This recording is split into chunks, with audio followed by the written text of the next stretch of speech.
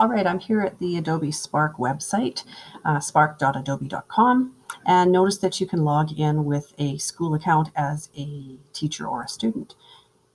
So this is something that Adobe has done, and so you can just log in with your school account. So mine came up and said that they're going to give us 2 months of the free Adobe Spark, but I do know that there is a portion of it that's completely free. So if this didn't come up for you, then that's fine. You can still do what we're going to do in the free version.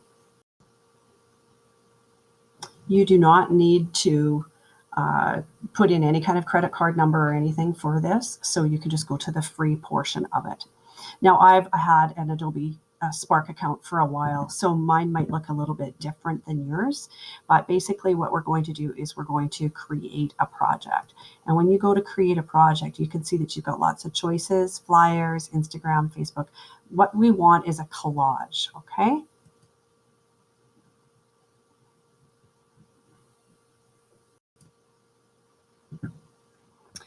So if you have your photos on your computer, you can choose to upload, but if they're in your Google Drive, then just skip that part for now.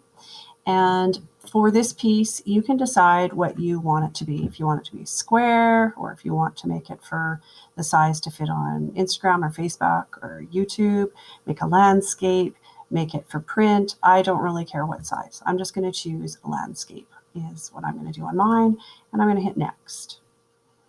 And you will have to connect your Google Drive to this if that's where your photos are. So when I go into my ad, I have already connected my Google Drive to it. So I'm going to add photo. And I'm not going to upload because they would have to be on my computer. So you can see that I've already connected this to my Google Drive. So I can go into my Google Drive now and I can browse and I can find the photos that I'm looking for. And you can see I've got half a dozen different shoe photos here. So go ahead and start placing your photos into your collage. You do have to do them one by one. You can pin it to a background or you can move them freely around. And you also have the option to resize them, crop them, rotate them, change the shape of them with all of these pieces that are on the side as well. So you can just take your photos and place them how you need to. And do watch that you've got nice lines that are actually lining up on things. Another thing that you can do is you can use these templates as well if you wish. I want to see a minimum of 5 photos in your collage. So if you look, some of them are based on like a 9-photo grid. Others only have, a couple of photos on it. But you can do this kind of a thing and create from that template as well. And then you can add your photos into those kinds of shapes. So if you want to do it that way, you can. If you'd rather do your collage freestyle, you can do that as well. And to edit, you've got these buttons here at the top. So if I'm selected onto that Christmas and I want to change that, I could just type it in here.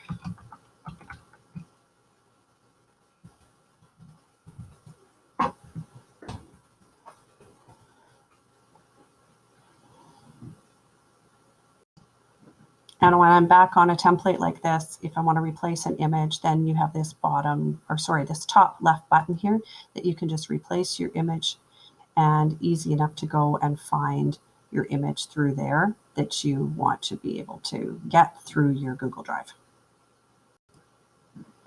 And when I add a photo here from Google Drive, notice how it also gives me a choice. If I've already got a template selected, that I can add it to the collage or I can move it freely. And if I add to collage, notice that it actually adds it in. It doesn't replace one of the other photos that are there.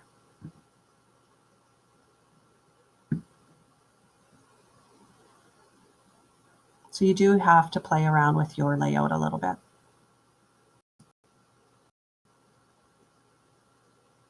I've also found that if you select an image first, like this, and then you say add, and you add your photo, and I'll go to Google Drive, and I'll add this last one here, it'll actually put it right into that box that you're selected on.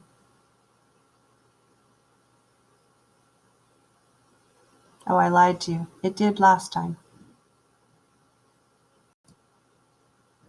These templates are pretty easy though. If I wanted to get rid of this picture that was part of the default, when I say delete, it asks me if I want to just delete the content, and then I can replace that picture, or delete the whole cell. And if I delete the whole cell, notice it takes my other photos and it moves them around how it needs to. So I'm going to do that with this one. I'm going to take it, I'm going to delete that one, and I'm going to delete the entire cell.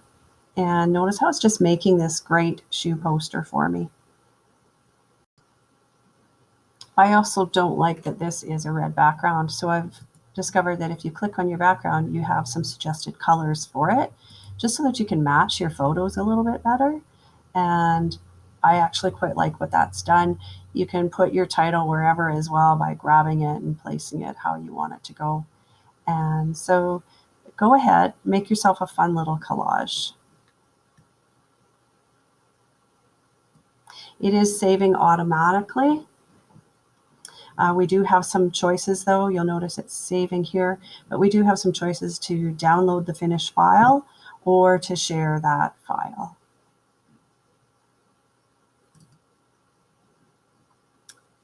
So in order to hand this in to me, if you share it and say publish, even though it says share to social media, it gives you the option of Facebook, Twitter, Classroom. Too bad I don't have one. And email or link. So you can go ahead and email that to me, and I'll mark it directly out of email.